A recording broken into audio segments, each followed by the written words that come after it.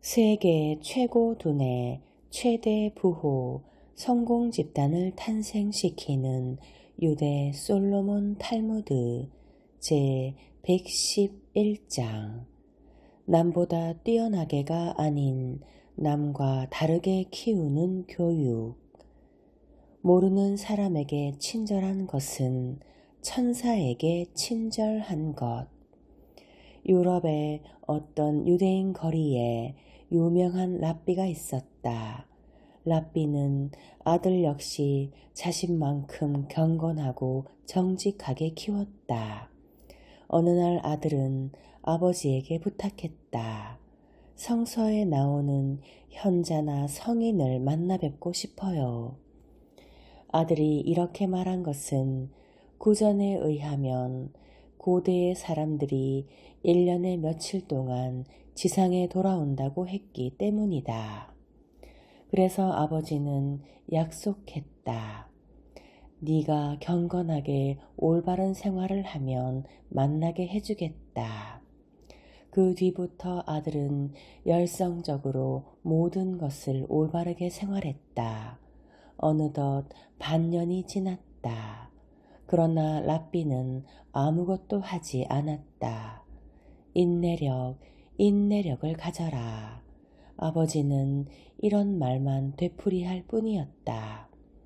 아침에 올바른 행동을 했다고 해서 저녁 때 모세를 만날 수 있는 건 아니지 않느냐. 아버지의 말을 믿고 아들은 날마다 기다렸다. 드디어 1년이 지났다. 어느 날 시나고그에 누더기를 걸친 한 거지가 와서 하룻밤 묵고 가도 좋으냐고 부탁했다. 아들은 이곳이 호텔도 레스토랑도 아닌 시나고그라면서 먹을 것이라도 달라는 거지의 부탁을 뿌리치고 쫓아버렸다.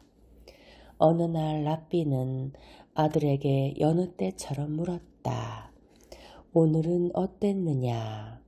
아들은 거지가 왔기에 쫓아버렸다는 말을 했다.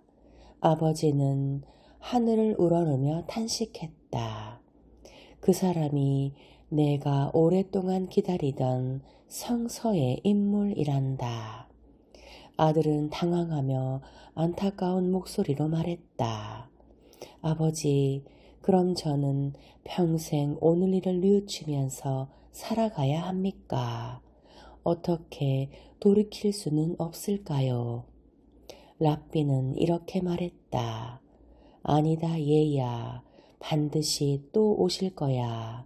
그러나 언제 어떤 모습으로 오실지는 아무도 모른단다. 남의 말을 듣고 한 선행은 반쯤 값어치밖에 없다. 어느 날 앞못 보는 거지가 길모퉁이에 앉아 있었다. 그곳에 두 사나이가 걸어왔다. 한 사나이는 동전을 꺼내 주었는데 다른 한 사나이는 아무것도 주지 않았다. 그때 죽음의 신이 나타나 두 사람에게 말했다. 이 가엾은 거지에게 동전을 적선한 사람은 나를 두려워하기를 앞으로 50년만 하면 된다. 그러나 다른 한 사람은 곧 죽게 될 것이다. 그러자 동전을 주지 않았던 사나이는 당황하며 말했다.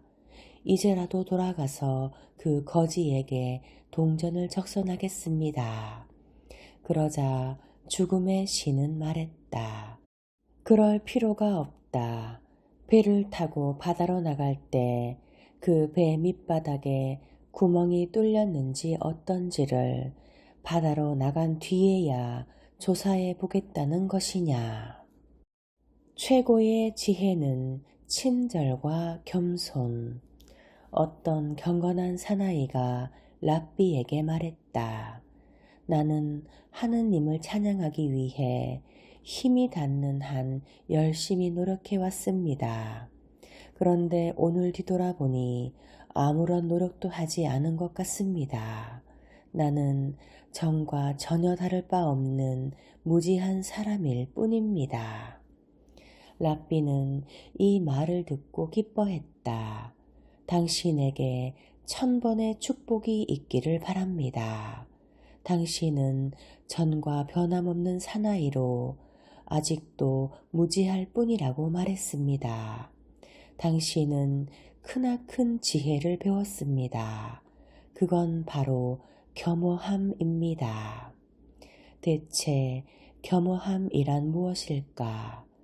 자기를 주장하지 않고 상대편이 말하려고 하는 것, 바라는 것들을 되도록 인정하려고 하는 일이다. 자기를 주장하지 않고 상대편이 말하려고 하는 것, 바라는 것들을 되도록 인정하려고 하는 일이다. 그리고 친절은 겸허함과 같다. 겸허하게 되지 않으면 친절해질 수 없고, 친절하지 않으면 겸허할 수 없다. 친절은 겸허함과 같다. 겸허하게 되지 않으면 친절해질 수 없고, 친절하지 않으면 겸허할 수 없다. 자기 관점에 갇힌 사람은 타인의 마음을 모른다. 인간이란 어리석은 동물이다.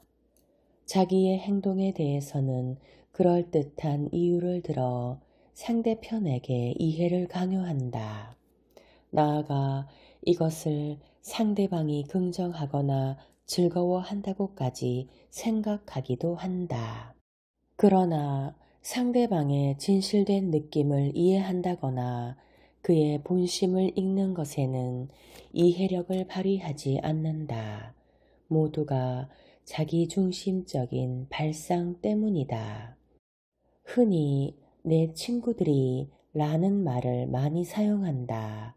타인을 가볍게 친구라고 부른다.